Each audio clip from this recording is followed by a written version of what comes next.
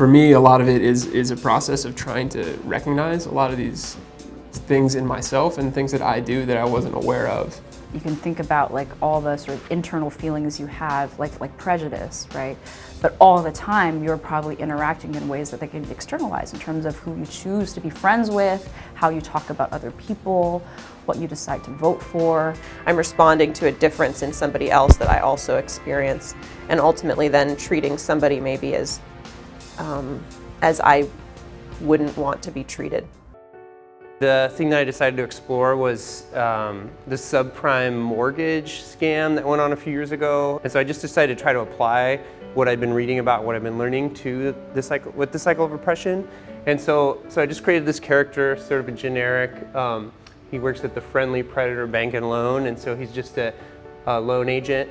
And so he says, starting with fear of difference, black people have different skin color and social spheres. I don't understand what it's like to be black. I don't live near black people. I'm afraid of black neighborhoods, and I'm in charge of giving home and business loans.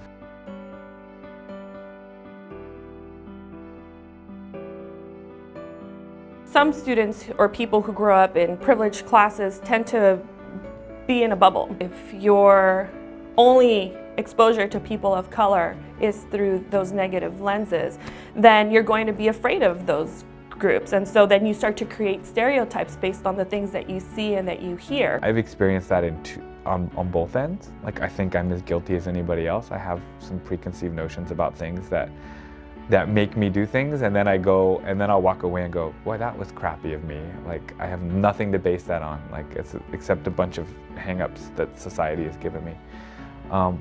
I've also had the experience where, depending on my context, because I am a Latino male, or because I look Middle Eastern and I'm not, that I get watched.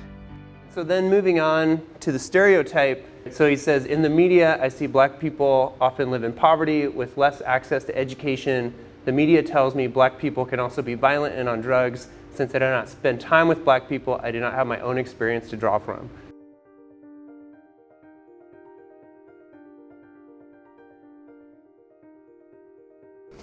Usually as a black person, I try not to overstate feeling watched when I'm in a store, but it's pretty obvious sometimes where someone's just paying attention to you and looking at you like you're gonna do something.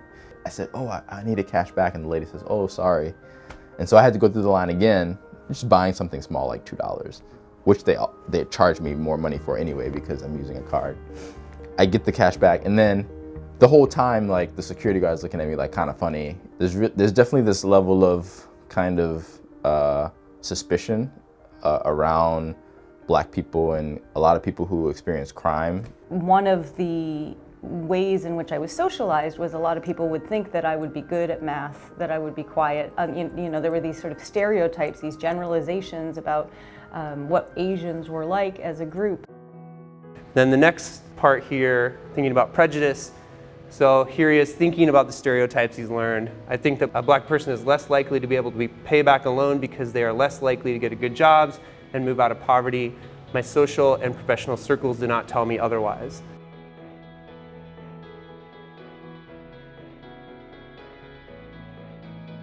Being a Latino male, a group that has historically been seen as not as strong academically, I've always had to fight against the notion that I wouldn't be a good student. If I did well on assignments, the comments I would get from college professors were comments like, wow, you write really well for a Latino. I reached a point in sort of my younger adulthood when I realized I wanted to be a teacher. And one of the first thoughts I had was, oh, I can't teach here. And so, I couldn't teach where I was from and actually live the kind of life I wanted to live. One of the earliest things I remember was getting on a bus with my mom, and I sat next to an elderly white woman, and she looked at me and got up and walked away. She wouldn't, she was frail, but she'd rather stand than sit next to me. And then here, the discrimination, my manager and some of my colleagues tell me that black clients are higher risk. So here, actual discrimination building.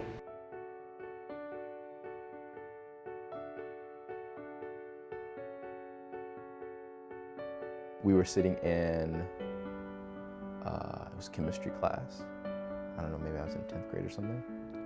And I remember the teacher, Dr. Wells, she wanted to determine from the class when we wanted to take our tests. So is it gonna be on Tuesday or is it gonna be on Wednesday? We get to vote, 'cause, democracy, right? And then Dr. Wells, she doesn't know what to do because she said, oh, well, it's a tie. We'll just have to figure something out. And then this guy named Nick, he said, so actually my day won that I voted for because, this is Nick talking, because Alan only counts as 3/5 of a person, and I was the only black person in the class. And if you know American history, he was referring to the 3/5 compromise, where black people only counted as 3/5 of a person. And so he says it in class as a joke, but it felt really embarrassed and felt really, really bad. And the reality of the matter is that they don't know anything about me. And I used to call people out on that, and they'd go, oh, but then they'd go and do it to somebody else. So now I kind of just don't fight that battle anymore. Every year there would be this carnival. My friend and I would walk over. We're both Dominicans. There was a group of Italian kids that started throwing pebbles at us and calling us niggers. And you try to walk with your head up high, but it was frightening. Institutional impression. Here, someone signing this ridiculous rate loan, super high interest rates. My institution creates a culture of fear around high-risk clients. They are charged a much higher rate if loans are given at all.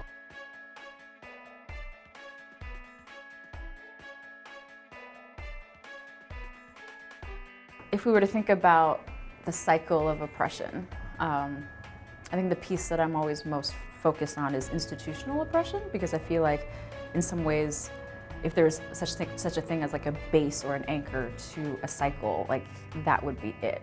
When the structures of a larger institution, a school, anything from a school to a business to a country, are set up structurally to prioritize certain members of that group, certain citizens or individuals, because of core identifiers over which they have no control. Sort of a lot of the opportunities I've had have come through schooling that I received by no virtue of my own and simply because of sort of the socioeconomic status in which I was born, my skin color, my gender, which opened so many more doors and opportunities, gave me the opportunity to make sort of mistakes along the way and to have those mistakes not be sort of definitive of what outcome ended up happening. I'm Latina. I grew up in an inner city close by, and I still live there. I live in Richmond. But I have tattoos. One on this side, and one on this side. I have some on my back. And I've had people just randomly come to me and ask me at conferences when I decided to turn my life around. Because I must have been in a gang at some point in my life. And when did I decide that I wanted to be an educator? And I always have to kind of explain, I've never been in a gang. Yes, I did grow up in a rough place. I grew up around a lot of people who were in gangs. I have had friends who were in gangs, but I never affiliated with a gang. And then finally, the last of that cycle here, the internalized impression. Right, the person saying that loans are presented in a way that hide the extremely high rates and that are costly and difficult to pay back. When the borrower cannot pay the loan back, they feel like they failed. They're also told that they failed and then dropped into a deeper level of poverty as assets are reclaimed and become the property of the oppressor. And so here you can see the house being foreclosed and going back and perpetuating the same cycle.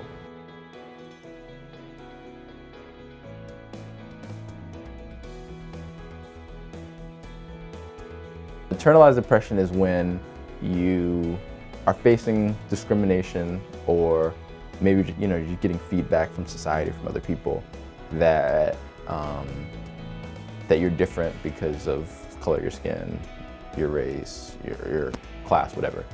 And eventually you come to think, well, it's not those people who have a problem because they're noticing this or they're pointing it out. It must be actually a defect within myself. For a long time, I had a really hard time making eye contact with or sort of smiling at other more masculine presenting or butch women that I would see, or people who I assumed identified as women, which of course I might not be right about that, who I would see on the street, I would sort of feel a little bit like maybe I shouldn't say hi, or I didn't get to say hi, or I wasn't able to tap into the sort of feeling of sameness that I felt. I think it's internalized because it's about me, but then it gets spun around and looks like unfriendliness to another member of an identity that I belong to, that can contribute to a sense of isolation ultimately. It almost changes who you are, or at least who you portray yourself as. Even this year, it's just like my first year as dean, I was terrified for the first 4 months of just kind of like, I have to make sure that I do a good job. I have to make sure that I am representing not only myself, but the people who went up to bat for me. And just, really representing my people well, as in my people, as in black people. Like, I have to make sure that everything that I do comes off without a hitch. I know for a long period of time, I wouldn't wear my hair out or curly at all because I didn't like the way it looked, and that was just a part of me not liking myself. In our society, generally women and women of color don't tend to wear, or did not wear, their hair out because it didn't fit the status quo. So they would always wear their hair straight, but now you see more women wearing natural hair. And for the longest time, I would never wear my hair out, and I was just like, oh no, it's crazy, it's bushy. Like, people just think that I look a mess. Like, I didn't feel put together. But more so now, I've come to terms with that this is who I am. The problem with oppression and the problem with inequality, right, is that we are actually all complicit in it because we're all part of the system, in various, varying ways. Like, there's some ways in which, I can talk about myself as being subjected to oppression, but of course there are also ways in which I benefit, from systemic inequality. I really do think that education, and a good education, is the way that you do this, because I think that fundamental in education is like instilling a sense of empathy, right? That you learn how to be empathetic as a person, and you learn how to recognize humanity in its various forms, right? And all the other stuff like math and science and history, all of those are just disciplines and different ways of thinking about how to do that.